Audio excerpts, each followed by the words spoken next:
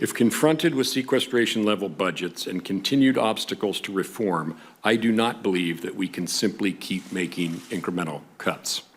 As I've said before, we would have to change the shape and not just the size of our military, significantly affecting parts of our defense strategy.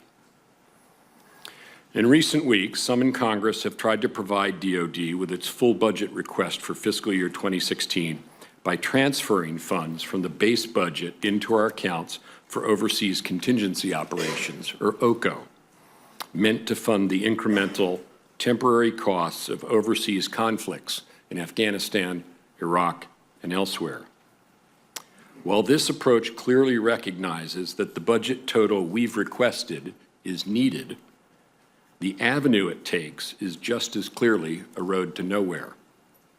I say this because President Obama has already made it clear that he won't accept a budget that locks in sequestration going forward, as this approach does, and he won't accept a budget that severs the link between our national security and our economic security.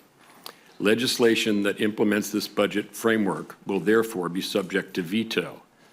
So if we don't come together and find a different path by fall, when a budget's needed, it will put our department and our troops in an all too familiar and very difficult position. We will yet again have to make very hasty and drastic decisions